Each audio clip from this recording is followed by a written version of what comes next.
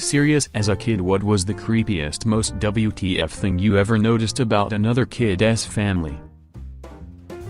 When I was very young, a friend once mentioned she slept with the family dogs. Big deal, right? Our dog slept in my room, too. Then I went over to her house for a sleepover. We slept in the living room that night, but when she went to change into her nightie, I found out she slept in the basement, on a sleeping bag between two of the 4 kennels housing the family's 10 dogs. All of her possessions were in cardboard boxes. There were 3 bedrooms in that house, one for her parents, one for her sibling who had moved out a few years ago, and one stacked floor to ceiling with the products for her mom's various pyramid schemes. No one seemed to think this was at all odd. My friend matter-of-factly said it was her choice to move into the basement so she had space. She did not tell me to keep it secret or say anything that made me think it was wrong, so although I felt weird about it, I just kind of dropped it.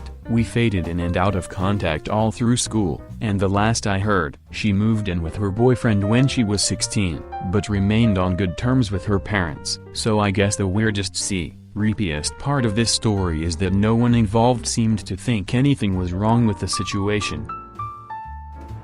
Sophomore year of high school, I was invited to one kid's apartment to work on a school project. His house had no furniture, just a single mattress, and was a complete mess, giant stack of dirty dishes, etc. While I was there, the guy nonchalantly mentioned his only parent, his mother, had left to visit family in Korea 2 years earlier and he had lived by himself since then. She just sent him money each month for food, and paid the bills remotely. Considering he must have been 15 years old, I was kind of thinking WTF, but it seemed like he was doing fine, so I just moved on. I know a guy who lived alone since he was 15. His parents divorced, his dad went to another country and started a company, and his mother married again and went to live to the new husband's house. He stayed in the old house and they both gave him money. They were really rich. He turned out really responsible. He finished school and college and now is currently the CEO of his father's company.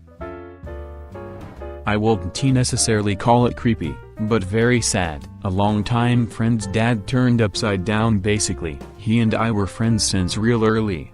First or second grade at the latest, clear into our 30s. I was never very well off. He was solidly upper middle judging by the house. As I recall, his father was something of a very good fisherman who made most of their income from tournaments, and his mother was a dentist. Anyways, they always super nice and had me over a lot. He took me and my friend fishing most weekends in the summers, helped us build bikes and go-karts. A very good father. There was a sister. As a 13-year-old, this 16-17-year-old was my absolute crush, but that's totally besides the point. Something happened at the lake I am still not entirely privy to, and she died. Some form of collision that killed her on impact. Her dad was never the same. He was distant and disheveled. Stopped fishing or doing much of anything but drink. He was still super nice to me and any of my friends' other friends and do just about anything for us, but he was different after that, and you could tell he just never came to terms with it. Later his dentist wife would go entirely mental in the middle of a patient's mouth. Not sure on those details, but she had to give up her practice immediately following. I went home with a friend one day after school and she explained that her dad liked it quiet in the house. Okay, so we get there and the house is silent. I have to explain, she had 9 brothers and sisters, and in this tiny, 3-bedroom house, with 10 kids, it was completely quiet. Their dad is in the recliner, one of only 2 chairs in the house, and he is just chilling, smoking a cigarette. We were in there to get a game and play it outside. 2 of her brothers started jostling each other and bumped into a cabinet. Their dad looked at them and held up his cigarette and they ran out of the house. We followed right after them. Shannon always wore long sleeves. That did not really raise a lot of flags. There were plenty of Mennonite families around. But one day her sleeve slipped up and I saw a lot of small, round scars on her arm. It was a long time before I realized they were scars from cigarette burns, and that she had hundreds of them. The grandma just loved walking around nude. One of my good friends in elementary school 1st through 5th grade had a deadbolt on the inside of her bedroom door. She also had a phone in her closet that she was not allowed to use. It was a second line and had a different phone number than the main house phone. The Bible on her bookshelf was full of money, 20s and 50s tucked between the pages. I did not realize what this all meant until I was much older. Her father was very abusive towards her mother, not the kids, though, just the mom. My friend's room was the safe room. Mom would lock herself and the kids in there when he got in one of his moods. The phone was to call for help. The money was in case they needed to run. That is heartbreaking. An unrepentant infestation of fleas, not a flea problem, a full-blown infestation, meaning that people should not reside in the house until the issue was resolved. I only stayed a few minutes. When it got hot, no one was allowed to wear shirts at his house. I was staying over at a friend's house during the summer. We were like 11 or 12 and he told me he was going to shower. I told him cool, I did stay and play PlayStation, no biggie. A little while later I hear multiple people laughing coming from the bathroom down the hall. Later on both his parents and him come out all in towels. I was confused but asked him afterwards what the laughing was about and he said his dad accidentally peed on his leg in the shower. So this dude just took a shower with his whole family and his dad peed on him. It was definitely a WTF moment. Also they were not poor or anything to warrant sharing showers. They lived in an absolutely massive home that had like 6 bedrooms, 3 bathrooms, an in-ground pool, the works. They ate flour as a snack, like actual white flour. No one in that house thought this wasn't normal. They kept everything in a jar. Everything. Cereal, in a jar. Money, credit cards, pocket jar. Dirty laundry, large jar. They even kept some of their smaller jars in jars. The nail room, small cupboard under the stairs that had nails stuck to every surface, like the pointed end pointing into the room. Even the inside of the door was the same. It reminded me of an Iron Maiden torture device but not as tight-fitting. Family were completely normal. My friend is completely normal. No weirdness or anything. He does not know why they had the nail room either. Just always remembers it being there. I knew a girl who could never come over to play. Monday she had piano and had to spend the entire day practice. Tuesdays and Thursdays she had gymnastics. Wednesday cheerleading. Friday tumbling. And Saturday and Sunday were solely for church stuff. She was never available to do anything and she also way grounded if she got anything less than an A on her report cards or any feedback other than her being a star in whatever sport she was in. I wonder what happened to her. I never saw her again after middle school.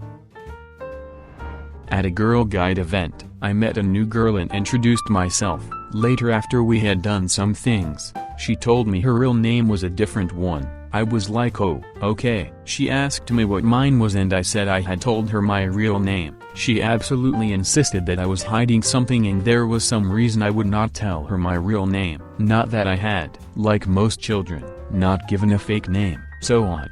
We were maybe 8 or 9 years old. Had a family 2 doors down from mine, father and 3 sons. All the sons were well-known troublemakers throughout the town. In the late 90s, the youngest was arrested for sodomizing his baby stepbrother from his biological mom. Then in the early 2000s, the remainder of the family went on to use the house to manufacture drugs. The police came and arrested the father and the 2 oldest sons. The father bailed himself out and left his sons in prison. He liquidated almost everything he had, as well as the 2 sons, and disappeared. From what I understand, the 2 oldest sons are still in prison and the youngest is in some institute for sexual criminals. They aggressively tried to take me to their church and asked my parents shit like, do you know your purpose in life? Do you want your children to grow up and be corrupted by the world? They later told my mom that they were Scientologists and we stopped talking to them. Spent the night at a friend from school's house. Back then went back and forth between being a light sleeper and a sound sleeper. Woke up when the door opened and just waited to see what was going to happen. His father closed the door and I went back to sleep. Years later found out his dad was molesting him. At that moment I got serious creepy vibes. His mom and dad lived together, and his dad's mistress and his half-brother lived in the basement. Noticed this about my own family: no one was allowed over from outside the family, ever. It made our family extremely mysterious to the whole neighborhood, and people told all sorts of crazy rumors about my grandfather and us, and all the sinister things that must be going on in our house. The truth is, he had PTSD when people did not know what to call it, and any and all loud noises could really duck him up. Could not trust other people's kids to be quiet, so no one was allowed over, ever. Was totally normal to me, but it made everyone else sure I grew up in a murder house, lol. The lady next door used to babysit us while my mother worked. She had children the same age as us, 9 and 10 years old, and an older son that was 14 years old. She had a rule in her house that we cannot close the door even if you are using the restroom or changing your clothes. I just hated when I had to use the bathroom. I tried my best to hold it until I got home. When I could not hold it anymore, her creepy-ass son went following me to the restroom and just watched me pee. I would tell the mother how uncomfortable I was, and she said that the rules are rules and must leave the door open. I told my mother, and that was the end of her babysitting us. A girl who always wanted to play house with me, which involved me being the daddy and her being the bad girl who had to pull down her pants as a punishment. And we were like 7 years old at the time. One of my best friends growing up had really weird house rules. No one was allowed to go into the garage, which we later found out was because her parents smoked weed in there. But the weirdest things were that both her and her brother were locked in their rooms at bedtime, deadbolt on the outside of the door, and they weren't allowed to turn on hallway lights at night.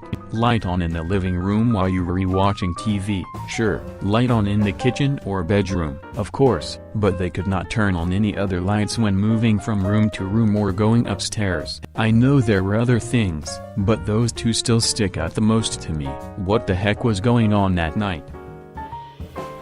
My stepfather said that when he was little, he brought a friend home. However, his mother was a bit of a nut job and decided that the kid's hair should be black, so she somehow convinced the kid to let her dye his hair before sending him on his way. My stepfather just said ruefully, "I never saw the kid again." I am an old bastard now, I'm 60, but this happened when I was about 8 years old. And it haunts me to this day. It was Halloween, and a family member took me and some friends out trick-or-treating. It was just dusk, in a lovely neighborhood of big brick homes with big verandas, big thick trees on the lawn, so it is a nice time we are all having. My school was on that street, and we knew the area and knew a lot of the families because the kids went to the same school. So, we felt safe, and not expecting anything weird to happen. There was a really big house on a corner lot, all done up with Halloween decorations. We all go up to the door, knock and say our spiel, and a man answers, and there is about 6 of us crowded in a small huddle at the door. He gives us our candy, and says something, which I honestly forget the exact words, but he invites us in to see something. He has got a huge grin on his face, almost busting out laughing, and the person who is taking us around says it is okay to go in. Big mistake, so we all stumble into this beautiful foyer, with wood trim, and shiny wood French doors. It is burned into my memory. He says to come look, and opens the French doors to the living room. And there is a room full of adults standing around the perimeter of the room, laughing their asses off at us, and then pointing to the living room floor, where a young kid, maybe same age as us, about 8, is on the floor in some costume or other, but the kid has some type of spastic disability, and is writhing on the floor in contortions, yelling, screaming, arms and legs flailing, face contorted, his back arching as he is writhing on the floor, while the adults stood around laughing and pointing at him, then bending over in laughter at us kids looking in the room. They were absolutely screaming with laughter, pointing at the kid, pointing at us. It was a nightmare scene. It was a scene of mocking and degradation. They were laughing at the kid, in a mean psycho way. It was like something out of a Stephen King novel. The person we were with spins us around and pushes us back towards the front door, and we all stumble out, not saying a word. The man stayed in the open door behind us, laughing as we went down the walk towards the sidewalk. What the absolute heck was going on there? That was like 50 years ago, and I still cannot forget it. Excuse me, WTF? Good question, we need answers. Consider subscribing if you enjoyed this video and if you want to see more of Reddit Universe.